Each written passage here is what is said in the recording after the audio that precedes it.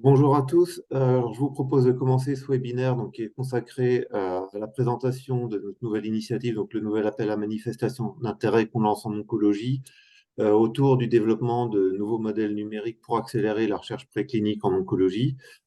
L'AMI en tant que tel aura lieu l'après-midi du 22 janvier 2024 dans les locaux de OnePoint, donc en présentiel. Et j'ai déjà mis le lien d'inscription à cette journée sur la slide et je vais le remettre tout de suite également dans la discussion, comme ça vous l'aurez tous. Mais avant de présenter l'AMI à proprement parler, j'ai juste prévu une petite introduction pour présenter le contexte dans lequel ça s'est mis en place et les deux structures qui l'organisent, donc Medicène pour le pôle de compétitivité et le Cancéropôle Île-de-France. Euh, donc, Medicène, on est le pôle de compétitivité de la région Île-de-France dans le domaine de la santé. Donc, nos missions à nous, c'est essentiellement d'accompagner les porteurs d'innovation en santé pour transformer l'innovation en valeur à la fois thérapeutique et économique. Donc, on a vraiment un rôle de fédérateur de l'ensemble de l'écosystème pour créer des conditions favorables à l'émergence des projets et pour aider les innovations à grandir et à accéder au marché. Donc, en tout, on est un réseau d'à peu près 500 adhérents qui regroupe l'ensemble des acteurs d'innovation, donc à la fois une quarantaine de structures académiques, cliniques et laboratoires de recherche. On regroupe également une quarantaine de grands groupes industriels et de TI, donc essentiellement des grandes pharma, mais également des entreprises dans le domaine de la medtech, par exemple. Et surtout, le cœur de notre réseau, c'est notre écosystème de start-up et de PME, donc avec un peu plus de 400 adhérents PME au sein de Medicine. Également à Medicine, on ne travaille pas tout seul, donc on travaille également en collaboration avec d'autres structures. Donc à la fois les autres pôles de compétitivité dans le domaine de la santé en France, dans le cadre du partenariat avec Enosis. On collabore également avec des pôles complémentaires, notamment autour de la bioproduction ou dans le domaine du numérique, avec des alliances avec Pôle Pharma, Systématique, Cap Digital, entre autres. Et on a également des interactions très fortes avec les financeurs et les institutionnels, donc que peut être par exemple la BPI, l'ANR côté financeur ou les institutions publiques. Donc actuellement, en quelques chiffres, Medicine, donc actuellement, c'est un réseau d'à peu près 500 membres, comme je le disais. En termes d'accompagnement de projets, on a une centaine de projets expertisés chaque année pour à peu près 70 projets labellisés par Medicine. Et ce qui est une vraie plus-value pour les porteurs de projets, puisque sur l'année 2022, on était à un taux de financement des projets accompagnés de l'ordre de 50%. Et en termes plus de levée de fonds pour les startups accompagnées, donc l'année dernière, tous nos adhérents ont levé pour 500 millions d'euros de levée de fonds faite par 43 de nos adhérents en tout. En dehors des aspects très chiffrés financiers, on organise également un certain nombre d'événements et de webinaires d'information. Donc l'année dernière, on a organisé 38 événements en tout genre au sein de Medicine. Donc nos actions sont essentiellement structurées sur trois grands piliers. Le premier, c'est vraiment fédérer l'écosystème, c'est-à-dire réunir l'ensemble des acteurs de l'innovation, donc académiques, privés, grands groupes industriels, et pour stimuler l'émergence de projets, pour favoriser la constitution de partenariats et pour vraiment soutenir nos acteurs dans l'identification de partenaires pour toutes leurs actions. Le deuxième grand pilier, c'est d'accompagner les PME dans leur croissance. Ça va se faire par différentes actions autour de la levée de fonds, mais également pour les aider à accéder au marché, que ce soit en France ou à l'international. Et le troisième grand pilier, c'est la représentation de notre écosystème auprès des institutions. Euh, et je vais faire un petit focus sur ce qui va nous concerner plus aujourd'hui, donc qui est vraiment aider nos partenaires à trouver, aider nos adhérents à trouver des partenaires. Donc, il y a différentes actions en ce sens. Donc, le premier, c'est le groupe offreur de solutions qui est plus orienté vers les entreprises qui font de la prestation de services, de la sous-traitance ou globalement du B2B et qui vise à leur donner de la visibilité pour trouver que ce soit des partenaires ou des clients au sein de notre écosystème. On a également mis un certain nombre d'actions plus tournées sur la valorisation de l'innovation au sein de l'écosystème académique, notamment par des mises en relation directes qualifiées entre nos adhérents pour la recherche de partenaires pour des projets, mais également par de la valorisation des actions comme des plateformes académiques.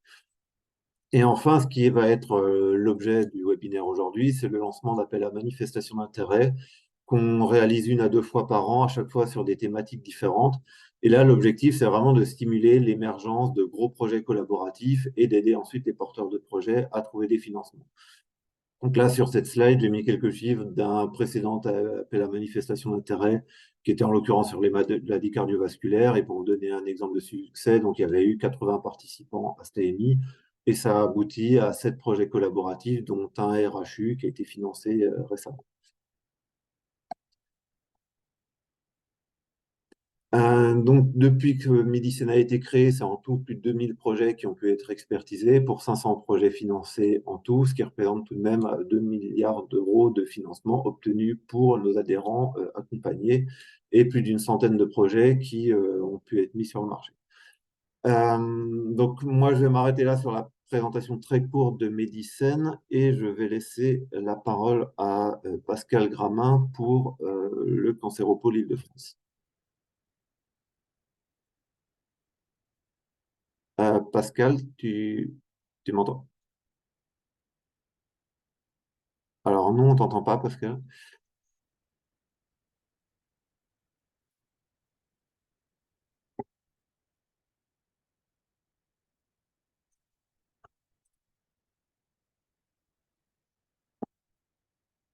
Alors je sais pas s'il y a un petit...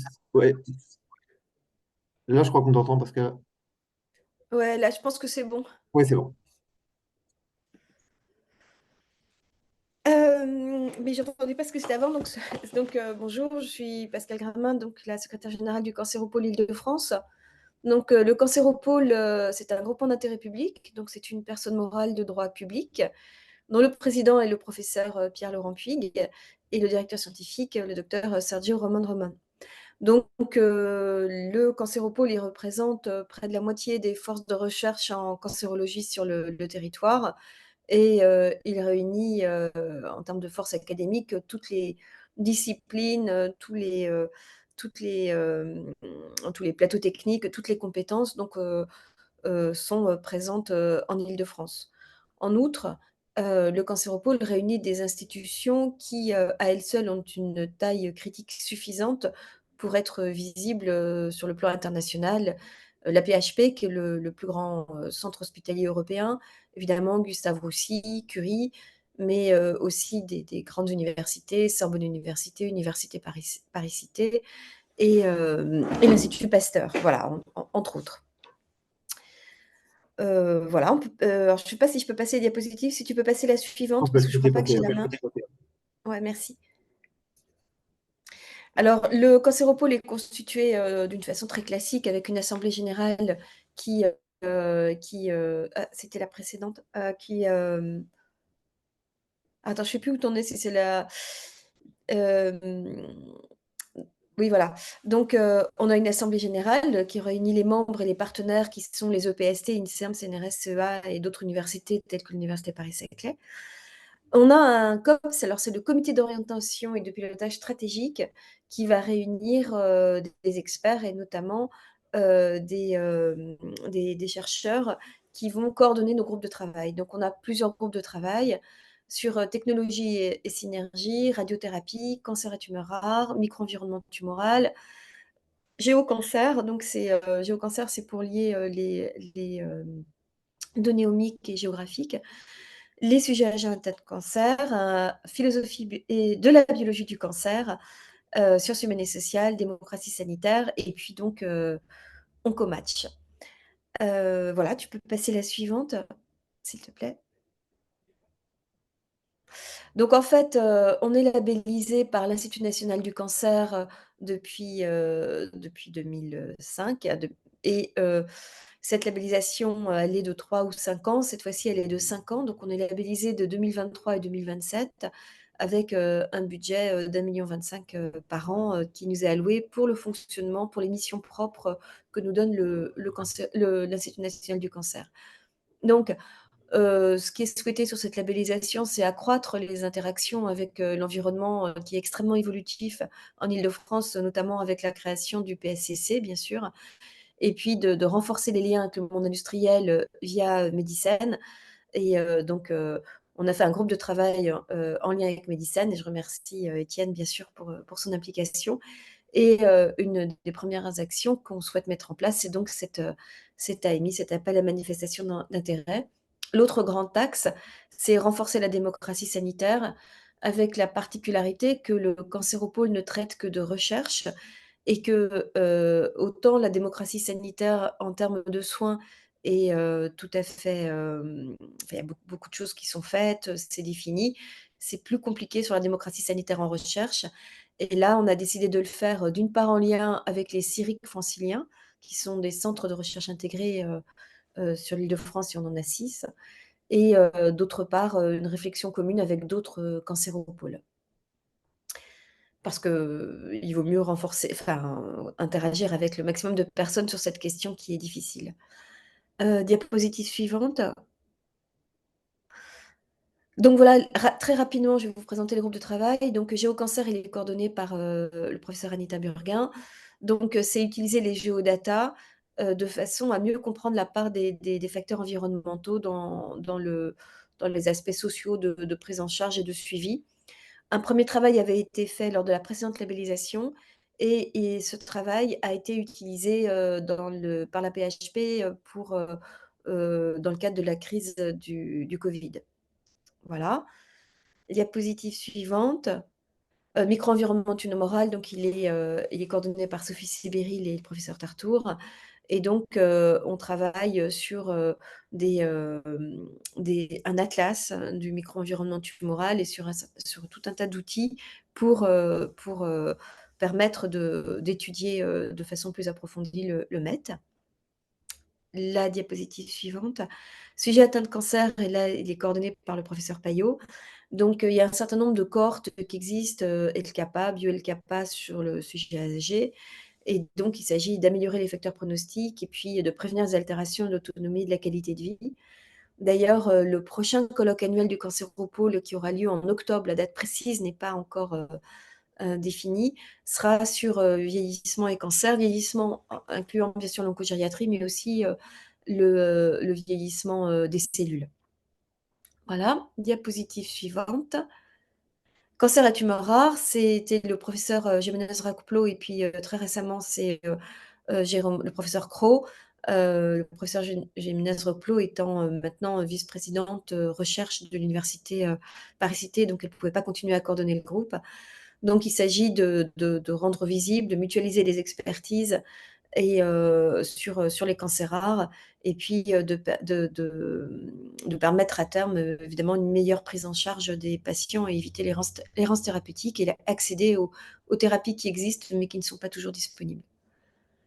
La diapo suivante, c'est technologie et synergie, donc c'est coordonné par Sergio Roman-Roman.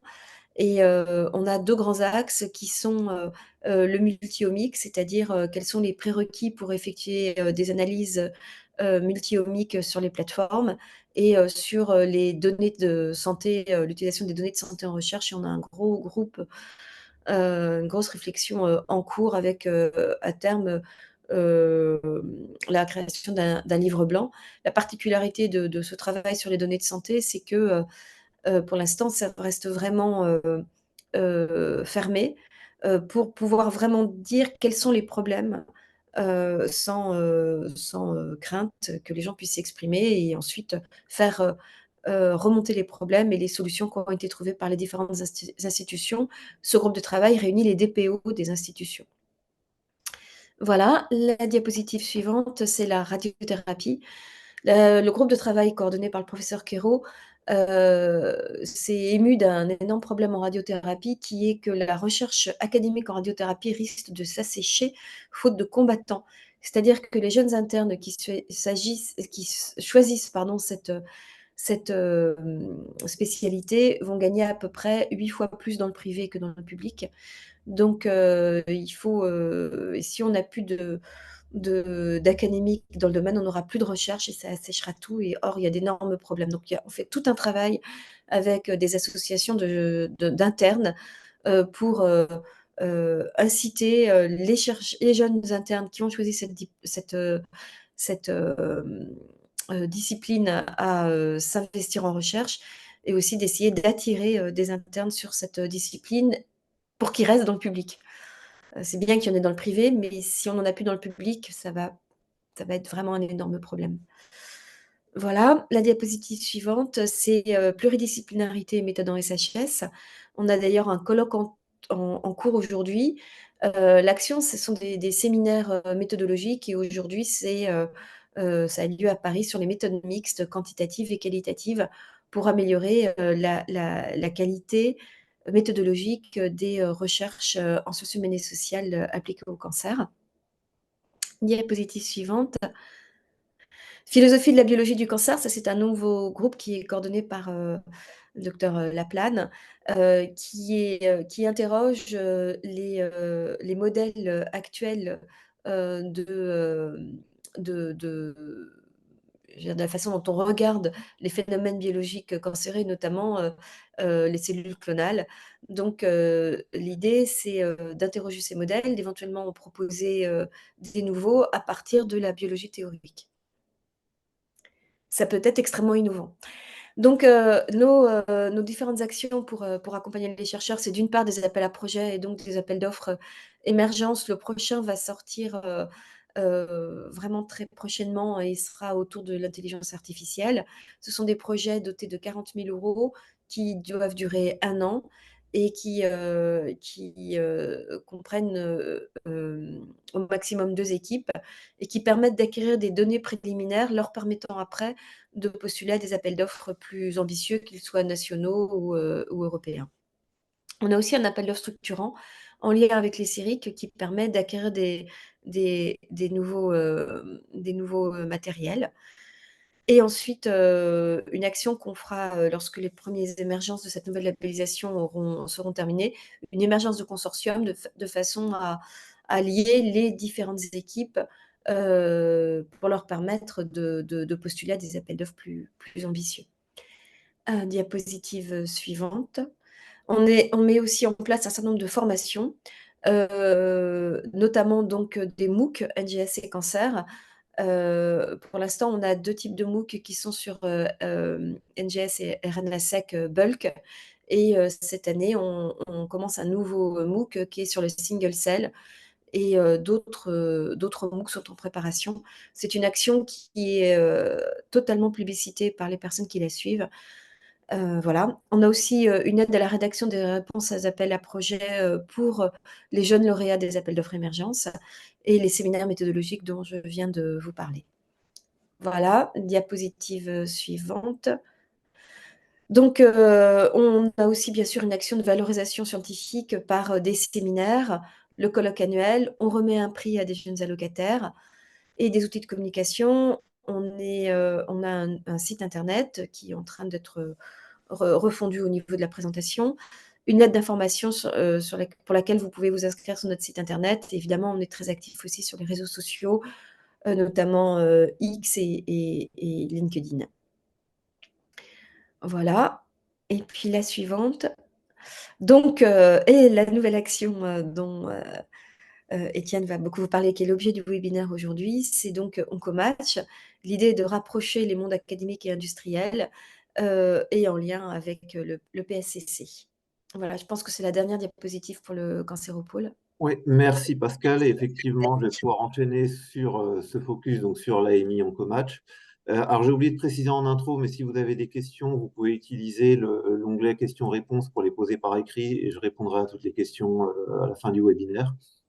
Donc, ce nouvel appel à manifestation d'intérêt qu'on vient de lancer donc, est focalisé sur le développement de modèles numériques pour accélérer la R&D préclinique en oncologie. Donc, comme je le disais en intro, il aura lieu le 22 janvier en présentiel donc dans le 16e arrondissement de Paris. Juste pour rappel général, ce qu'on appelle des appels à manifestation d'intérêt à Medicine. Donc, en fait, ce sont des gros événements de networking qui visent à réunir l'ensemble de l'écosystème sur une thématique donnée pour favoriser l'émergence de projets de partenariat et notamment des gros consortiums publics-privés capables derrière d'aller rechercher des subventions, que ce soit auprès de l'ANR, la BPI ou à l'Europe. Donc typiquement, le genre de choses attendues d'un AMI, c'est de faire émerger donc, des gros projets collaboratifs. C'est aussi de favoriser les projets transversaux et transfilières, donc notamment des projets qui peuvent associer des valences telles que du diagnostic, de la medtech, du numérique, de la biotech. Et c'est également de fédérer les acteurs aussi bien académiques, cliniques et industriels pour vraiment faire des partenariats publics-privés. Donc l'objectif à terme étant effectivement d'encourager la valorisation des innovations scientifiques à court ou moyen terme. Donc l'idéal étant effectivement d'aboutir à des projets qui vont permettre de développer des nouvelles applications, notamment des nouvelles applications cliniques. Donc là, si on se focalise un peu plus sur cette AMI qu'on vient de lancer, donc le périmètre qui était envisagé, alors sans que les exemples ici ne sont pas exhaustifs, mais le périmètre envisagé, c'était typiquement de favoriser tout ce qui va tourner autour de la valorisation, de la structuration et de l'exploitation des données existantes, de tout type de données, hein, que ce soit des données cliniques, des données génomiques, des données issues de modèles biologiques. Donc, toute source de données est la bienvenue. Donc, il s'agit de stimuler le montage de projets collaboratifs qui visent à exploiter ces données et notamment des projets qui visent à développer des modèles numériques pour anticiper l'efficacité de nouvelles molécules. Donc, ça peut être des modèles prédictifs d'efficacité pour du dérisquage de projet. Ça peut être des modèles plus orientés sur des problématiques de tox, par exemple. Toutes les problématiques d'intégration de données de sources diverses sont complètement pertinentes, évidemment, et aussi tout ce qui peut tourner autour du développement de jumeaux numériques. Donc l'appel à projet est ouvert à toute structure qui a une expertise dans la thématique, peu importe son origine, ça peut être des structures académiques, des laboratoires de recherche, des structures cliniques, des startups, des sociétés plus orientées, sociétés de services ou des grands groupes industriels. Donc l'AMI est co-organisé entre Médicène et le Cancéropole Île-de-France, mais il n'est pas réservé à nos adhérents. Il est vraiment ouvert à tous les acteurs de l'écosystème, qui soient affiliés ou non à ces structures. Pour rappel sur les clés du succès d'un appel à manifestation d'intérêt, et c'est aussi un peu ce qui a dicté le choix de la thématique de cette AMI. Donc le premier, c'est d'identifier une thématique dans laquelle il y a une forte dynamique d'innovation, et aussi bien côté académique que côté industriel. Le deuxième gros point, c'est d'avoir un secteur dans lequel on peut trouver différentes innovations technologiques complémentaires pouvant favoriser l'émergence de projets transversaux. Et en fait, le troisième gros point critique, c'est d'avoir une masse critique suffisante dans l'écosystème pour avoir pas mal de participants et derrière espérer identifier des synergies. Par ailleurs, on sait aussi que les appels à manifestation d'intérêt fonctionnent beaucoup mieux et qu'il y a beaucoup plus de projets qui en émergent quand il y a au départ quelques structures motrices, que ce soit avec une forte demande sur la thématique ou avec déjà des pré-projets identifiés et une volonté de construire quelque chose autour de cette thématique. Ensuite, le dernier point concerne donc les perspectives de financement. Effectivement, il y a un besoin d'avoir des perspectives de financement pour ces projets. Et donc, sur cette question des financements, donc que ce soit Médicène ou Cancéropole Île-de-France, on n'a pas de financement direct pour les projets qui émergeront.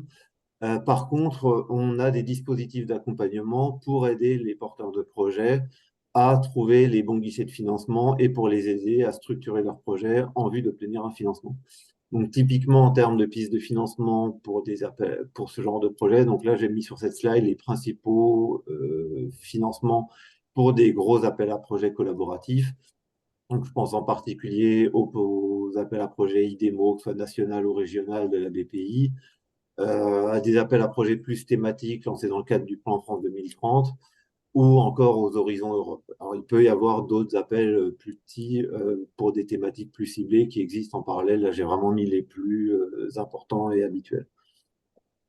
Et donc, en termes de dispositifs d'accompagnement vers le financement, donc à Médicène, on s'engage à accompagner tous les porteurs de projets qui émergeront, donc tous les projets qui émergeront de cette AMI. Et en particulier, on peut vous accompagner pour la phase de montage de projet, notamment pour identifier des partenaires pour vous orienter vers les meilleurs guichets de financement et pour vous apporter des premiers conseils sur la manière de construire votre consortium. On peut également s'appuyer sur un panel d'experts qui viennent à la fois du monde académique et du monde industriel pour vous aider à challenger votre projet et à l'améliorer avant de déposer auprès des guichets de financement, ce qui vous donne un premier regard extérieur et une première expertise de votre projet. Par ailleurs, en parallèle de cette expertise, on peut également vous fournir des lettres de soutien ou des lettres de labellisation qui vous donnent une première recommandation auprès des financeurs, et notamment pour tout ce qui est appel à projet de la BPI, où il y a une possibilité d'obtenir un label des pôles de compétitivité à présenter auprès de la BPI lors du dépôt des dossiers. Par ailleurs, une fois que les projets sont financés, on participe également à la valorisation des projets, notamment à tout ce qui est communication autour des projets et des structures financées. Donc, pour rappel, donc le process de labellisation de projet de Médicène, on a des très bonnes recommandations de la part des structures qui ont pu être accompagnées. Et sur les appels à projets de la BPI, le taux de financement des appels à projets accompagnés par Médicène est entre 2 et 3 fois plus élevé au taux global de financement des projets au niveau national. Sur la partie plus organisationnelle du prochain AMI, ici c'est un pré-programme. Donc les AMI sont toujours structurés un peu de la même manière, donc avec en introduction un rappel des modes d'organisation. Et on prévoit une première partie plus séminaire, où l'objectif c'est à la fois de présenter comment peuvent se construire des projets partenariaux, et surtout de permettre à tous les participants de pitcher en quelques minutes sur ce qui les a amenés à participer à l'AMI. Donc ça peut être pitcher un projet si vous avez déjà un pré-projet, mais aussi présenter une expertise ou un besoin si vous recherchez au contraire une expertise particulière dans l'écosystème de Medicine. Donc, sachant vraiment que tout le monde est invité à participer, que vous ayez déjà un projet ou juste une expertise, enfin, toutes les typologies de participants sont les bienvenus. Et donc, la deuxième partie de l'agenda va être plus organisée sur les networking informels, avec la possibilité de prendre des rendez-vous en one-to-one avec des partenaires potentiels d'intérêt, ou également l'organisation d'ateliers en sous-groupes thématiques, dont alors, les thématiques seront définies un peu au dernier moment en fonction des profils des personnes qui se sont inscrites, puisque si on voit émerger déjà certaines tendances dans les inscriptions, on définira des ateliers thématiques en fonction de ces tendances. Donc, côté modalité d'inscription, donc le site d'inscription a été ouvert ce matin. Donc, lorsque vous inscrirez, vous aurez un questionnaire assez détaillé qui vous permettra déjà de présenter vos expertises, vos projets, ce que vous recherchez dans le cadre de l'AMI. Donc, le questionnaire peut être un peu long, mais je vous invite vraiment à le compléter parce que ça permettra de faciliter les prises de rendez-vous en one-to-one avec les autres adhérents, et ça nous permettra, nous, d'organiser les ateliers. Donc, ça vous donnera vraiment également un gros gain de visibilité auprès des autres adhérents. Alors, par contre, vous n'êtes pas obligé de compléter toutes les infos lors de l'inscription. Vous pourrez revenir sur le questionnaire par la suite pour modifier et compléter toutes ces informations. Par ailleurs, pour toutes les personnes souhaitant présenter un pitch, on vous demandera également de nous soumettre les slides. On vous fournit un template de slides de présentation. L'idée, c'est d'avoir 2 slides. Une première slide plus de présentation de votre structure, et une deuxième slide plus orientée sur vos objectifs dans le cadre de l'AMI, et vraiment présenter typiquement des projets ou des expertises. Et donc, on demandera à toutes les personnes qui veulent présenter un pitch de nous envoyer vos slides via la plateforme d'inscription quelques jours avant l'organisation de l'AMI pour qu'on puisse finaliser le programme. Donc là, c'est juste une petite capture d'écran de la plateforme d'inscription. Donc, comme je vous l'ai dit, une fois que vous aurez complété le formulaire d'inscription, vous pourrez vous connecter à la plateforme. Vous aurez une page d'accueil qui ressemblera à ce qu'il y a à l'écran et qui vous permettra à la fois de modifier les réponses du formulaire d'inscription, et vous pourrez consulter tous les autres participants avec la possibilité de filtrer par thématique, domaine technologique des inscrits, et de solliciter très rapidement des rendez-vous avec eux. Donc, c'est pour ça que je vous invite vraiment à compléter le profil, parce que ça vous permettra de gagner en visibilité lorsque les gens vous chercheront à consulter les autres participants. Donc en termes de calendrier, donc les inscriptions à l'AMI sont ouvertes. Donc vous avez le lien d'inscription sur la slide. Et la date limite d'inscription est fixée au 15 janvier, donc à la fois date limite d'inscription et de soumission des slides pour participer au pitch. Et donc derrière, après, dans les jours qui suivront, nous, on fixera l'ordre de passage pour les présentations et reviendra vers vous avec toutes les modalités pratiques pour l'agenda finalisé et les modalités de présentation des pitchs. C'était tout pour moi pour la présentation. Donc, je suis ouvert pour les réponses aux questions. Donc, je vous invite à poser toutes les questions dans le formulaire dédié. Euh, et je vois qu'il y a déjà quelques questions, donc je vais commencer tout de suite.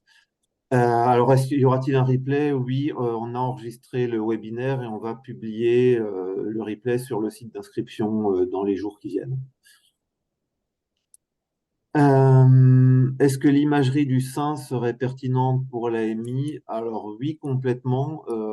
L'idée, c'est que tout ce qui peut fournir de la donnée qui peut être utile pour des développements de modèles est pertinent. Donc ça peut être de la donnée clinique, mais ça peut être aussi de la donnée d'imagerie, de la donnée génomique, ou plus des données issues de modèles. Donc oui, c'est complètement pertinent. Euh, Alors, un laboratoire de recherche d'université labellisé est-il par définition labellisé? Alors, non. Alors, ce qu'on appelle le label des pôles de compétitivité, c'est un label qui est donné sur un projet. Donc, le principe, c'est qu'en fait, vous présentez votre projet à un comité d'expertise de Médicène qui va donner un premier label au projet avant que vous alliez déposer auprès d'un organisme de financement.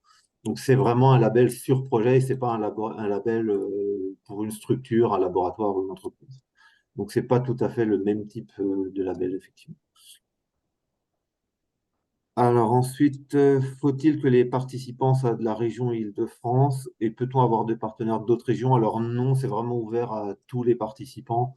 Donc les partenaires qui sont pas en région Île-de-France sont aussi éligibles. Nous, à Médicène, on pourra accompagner tous les partenaires. Alors, je sais que pour le cancéropole, il y a une visée plus locale, mais Médicène, on pourra accompagner tous les projets.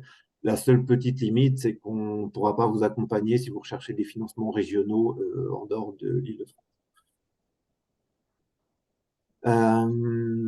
Alors, comment avoir accès à ces données dans le cadre d'une thèse? Alors, je suis pas sûr de bien comprendre l'objectif de la question. Alors là, nous, l'objectif ici, c'est de mettre en relation toutes les personnes, donc par exemple les structures qui possèdent des données, avec des chercheurs qui souhaitent les utiliser. Après, pour ce qui est de l'accès technique à la donnée, ça, c'est des choses qui devront être discutées dans un second temps, que ce soit les aspects réglementaires RGPD ou les aspects contractuels de partenariat. C'est des choses qui se feront dans un second temps une fois que vous aurez trouvé vos partenaires. Et alors, pour le coup, on peut vous accompagner ou vous mettre en contact avec les bonnes structures s'il y a besoin de conseils sur la partie réglementaire notamment. Euh, Par contre, on ne va pas vous donner les données directement le 22 janvier dans le cadre de l'AMI. Enfin, moi, je suis pas sûr de bien comprendre le périmètre de la question, donc s'il y a besoin de précision, n'hésitez pas.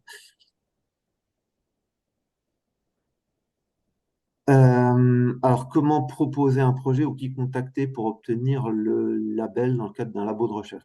Alors, sur la première partie, proposer un projet. Alors, je ne sais pas si c'est proposer un projet dans le cadre de l'AMI. Là,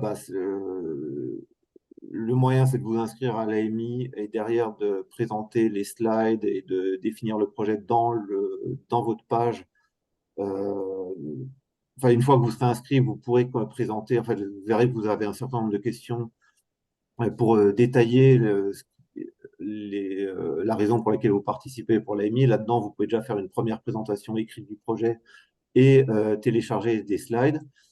Et ensuite, le jour de l'AMI, toutes les personnes inscrites pourront présenter en quelques minutes, alors un pitch très court, mais de présentation des projets auprès des participants.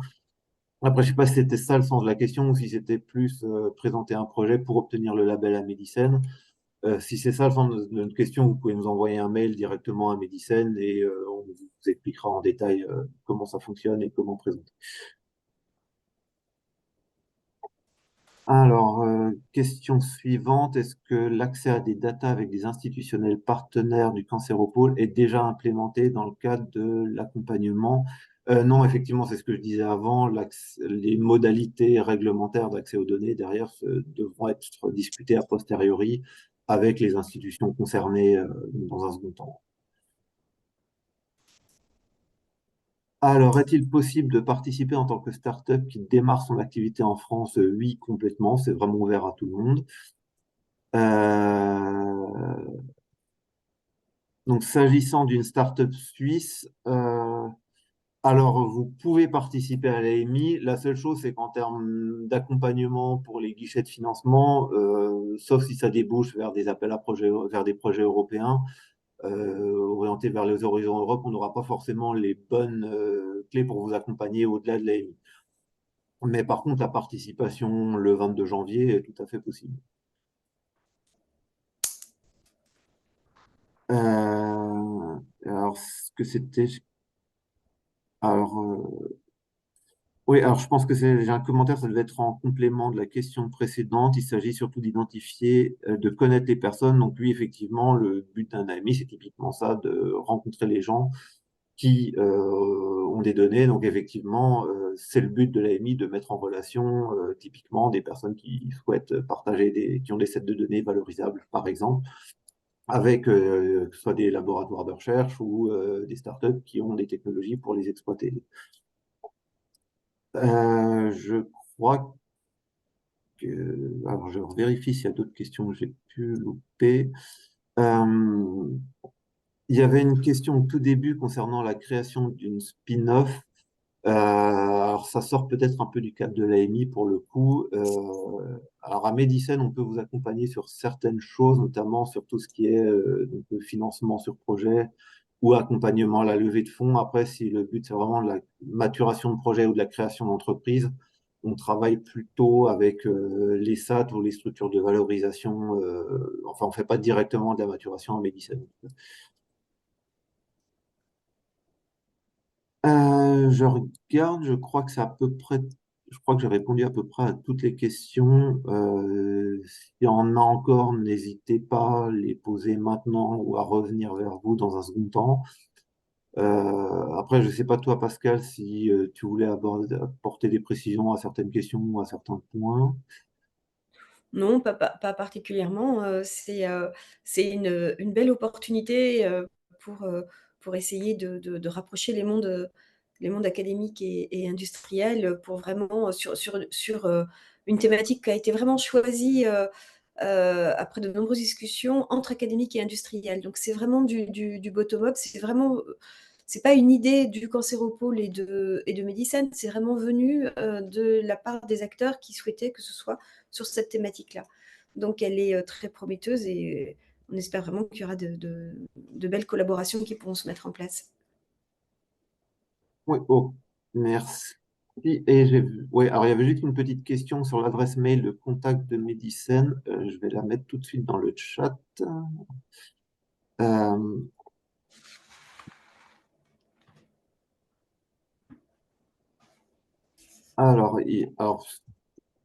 oula. Alors, il y en a deux. Je vais mettre mon adresse personnelle pour la partie AMI. Alors, je suis un peu perdu avec le chat. Et, et l'adresse générique de Medicine, notamment pour tout ce qui est accompagnement, appel à projet. Donc, j'ai mis les deux adresses dans le chat, donc vous pouvez les récupérer normalement.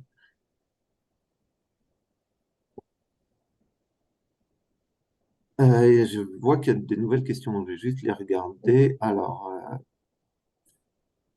le lien entre. Alors, un commentaire, donc je suis pas sûr d'avoir compris le lien entre l'AMI et les financeurs. Alors, il n'y a pas de lien direct, si ce n'est que parmi les choix des thématiques de l'AMI, on vise toujours des thématiques sur lesquelles on sait qu'il y a des possibilités de financement. Et surtout, nous, on peut accompagner les porteurs de projets pour les orienter vers les bons guichets de financement et pour les mettre en contact éventuellement avec certains financeurs quand il y a possibilité d'avoir des mises en contact en direct. Par contre, il n'y a pas de, enfin, l'AMI n'est pas couplé à un appel à projet si c'était le sens de la question. Alors, y a-t-il des restrictions de l'appel à l'oncologie? Alors, effectivement, on s'était focalisé sur l'oncologie parce que pour restreindre un minimum le champ de l'appel à projet et parce qu'on sait que c'est une dynamique où c'est un secteur où il y a beaucoup de dynamique côté recherche préclinique, que ce soit autour du développement de modèles numériques, de modèles biologiques, où il y a beaucoup de données disponibles. Donc, effectivement, sur cette AMI, on s'était focalisé sur l'oncologie. Après, si, alors oui, par contre, si c'est des technologies plus génériques, mais qui peuvent s'appliquer à l'oncologie, ça reste applicable pour le coup.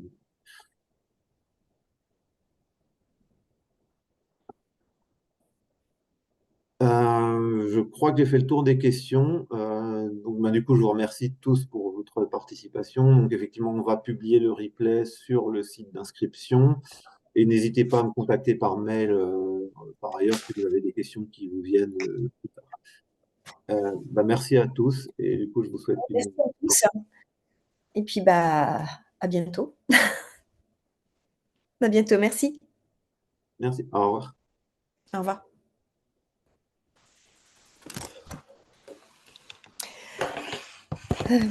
Ouais, bah, je sais pas ce qui s'est passé avec mon ordinateur.